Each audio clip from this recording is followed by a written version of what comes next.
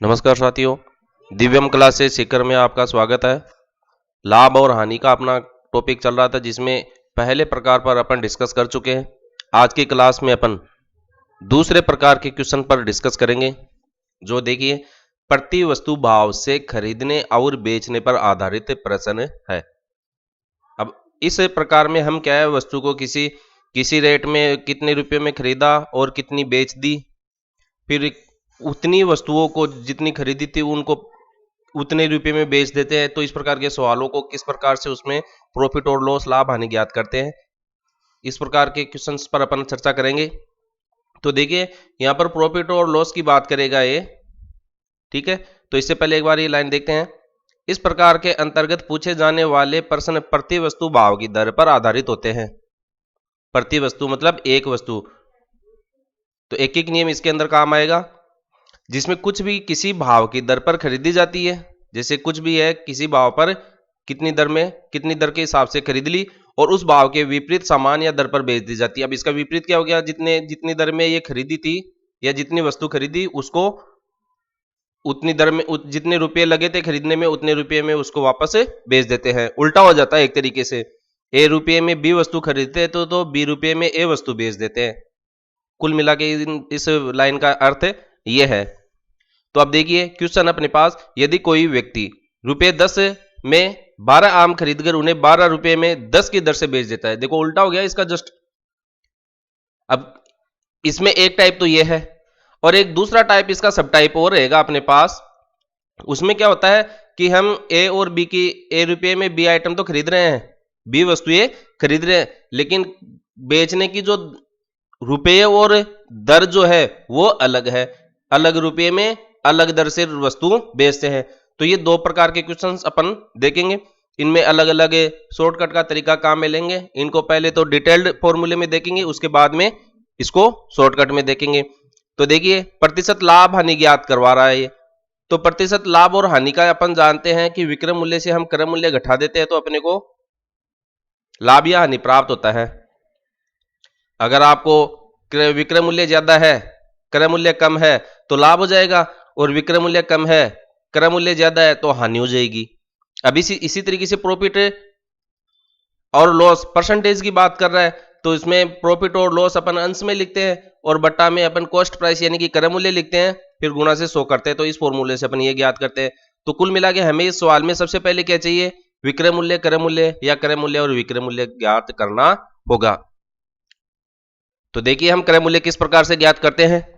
देखो हम 10 रुपए में 12 आम खरीद रहे हैं, ठीक है। तो 12 आम की कीमत तो 10 रुपए होगी, इसका उल्टा ऐसे भी कह सकते हैं।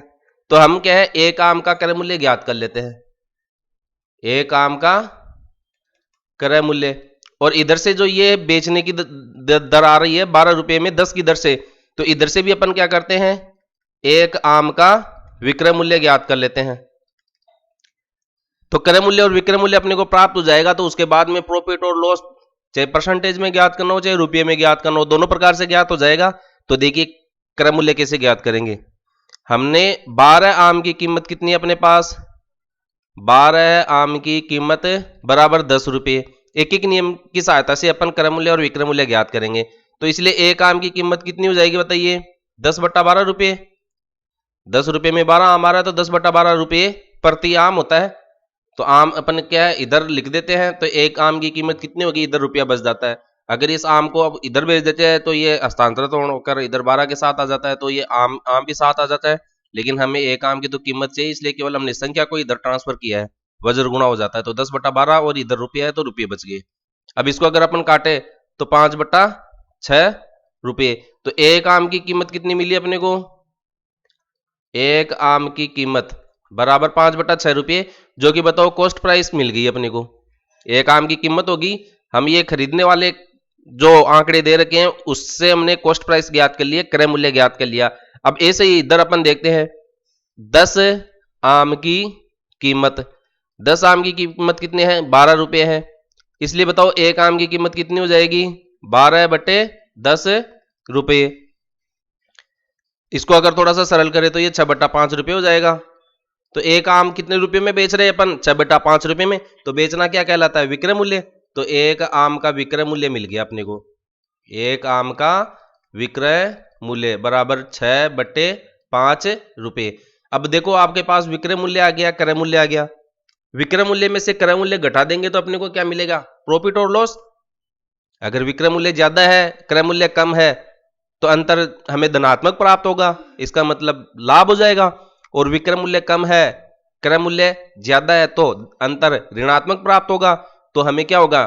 लॉस हो जाएगा, हानि हो जाएगी। तो इस केस में देखते हैं, हम लाभ और हानि की बात करें, लाभ और हानि, तो ये क्या होता है? विक्रय मूल्य में से हम क्रय मूल्य घटा देते हैं, तो घटाइए, 6/5 है, तो ये आ गया आपका 6/5 माइनस 5/6। 6/5 तो विक्रय मूल्य है और 5/6 क्या है? क्रय मूल्य। घटा दिया। अब इसका लघुत्तम लेके सरल कीजिए, 30 तो आ गया लघुत्तम, 5 का भाग देंगे 6 बार, 6 को फिर 6 से गुणा करेंगे तो 36, 6 का भाग देंगे 5 बार, 5 को 5 से गुणा करेंगे तो 25। इसका अंतर कितना आ गया? 11/30 बच गया। तो देखिए धनात्मक आ रहा है, क्या आ रहा है? धनात्मक आ रहा है। इसका मतलब यहां हमें लाभ हो रहा है। आप सर में लाभ और हानि दोनों लिख लीजिए, आपको पता नहीं चले भिन्न में राशि लिखी हुई रहे, आपको पता नहीं चले कौन सी छोटी है कौन सी बड़ी है, तो आप तो इस तरीके से लिखकर चले। तो लाभ हो गया 11/30। अगर धनात्मक मान प्राप्त हो जाता है तो लाभ है, अगर ऋणात्मक प्राप्त होता है तो हानि है। अब हमें देखो लाभ परसेंटेज में ज्ञात करना है, लाभ प्रतिशत में।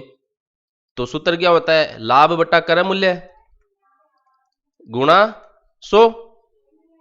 तो लाभ कितना अपने पास? 11/30। क्रय मूल्य कितना है अपने पास? ये देखिए, एक आम का क्रय मूल्य कितना है? 5/6।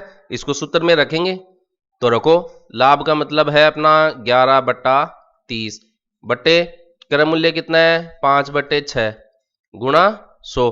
अब इसको हल करना है। ये देखो बट्टा के नीचे बट्टा आ जाता है, मैंने घातांक वाले जो टॉपिक अपन ने पढ़े उसमें बताया था आपको, बट्टा के नीचे बट्टा आ जाता है, तो बट्टा के नीचे जो बट्टा है वो पलट जाता है। पलटने का मतलब है उसका अंश और हर एक दूसरे में एक्सचेंज हो जाते हैं, तो इसका जो मान होता है वो y/x के बराबर होता है। तो इसी तरीके से इसको अपन क्या लिख सकते हैं? 11/30। अब ये मेन बट्टा है, इसके नीचे जो बट्टा है उसको पलट दीजिए, हर को अंश में, अंश को हर में, और ऊपर गुणा में लिख दीजिए। तो ये 6/5 गुणा 100। अब 6 का भाग लगा देंगे तो 5 बार जाएगा, 5×5 = 25, 25 चौके 100, 11 चौक 44। तो प्रॉफिट परसेंटेज आपको कितना मिल रहा है? इसमें 44% प्राप्त हो रहा है। ये अपना आंसर हो गया है। अब इसी तरीके से क्या है, आप ये एक क्वेश्चन प्रैक्टिस के लिए करके देखें, जस्ट फॉर यू।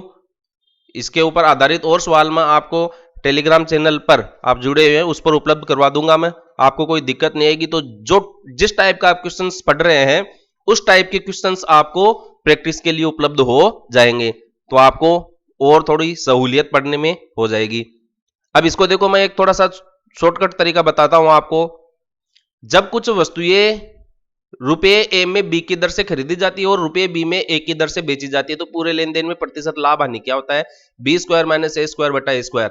ये देखो, जब ए रुपये में बी वस्तु खरीदी तो बी रुपये में ए वस्तु बेचते हैं, तो ये देखो यही सवाल हो गया अपना जो अभी अपन ने किया है। ये ए मान लो आप, ये बी, अब ये पलट गया, बी और ए हो गया, तो इसका शॉर्टकट सूत्र क्या बन जाता है? b² - a² बटा a² गुणा 100। जब समान चीजें दे, केवल ए में खरीद, ए वस्तु जो है बी, ए रुपये में जो है बी वस्तु खरीदी, ये तो क्रय की बात हो गई। और जब विक्रय में क्या है, ये एक्सचेंज हो जाते हैं, बी रुपये में ए वस्तु बेचते हैं, तो ऐसी स्थिति में आप डायरेक्ट इस तरीके से एक एक नियम ना लगाकर ये लगा सकते हैं। तो देखो बी का मान क्या है इसके अंदर, बताइए, 12 और ए का मान 10, तो 12 का वर्ग माइनस 10 का वर्ग बटा 10 का वर्ग गुणा 100। तो ये 144 माइनस 100 बटे 100 गुणा 100, 100 से 100 कट गया, ये देखो 144 में से 44, ये परसेंटेज डायरेक्ट उत्तर आ गया अपना 44%। तो ये शॉर्टकट तरीका भी मैंने बता दिया और डिटेल्ड तरीका भी मैंने आपको बता दिया है, और ये एक अभ्यास के लिए क्वेश्चन आपको दे दिया है। इस पर आधारित और सवाल मैं आपको टेलीग्राम पर उपलब्ध करवा दूंगा, तो बने रहिए, सीखते रहिए।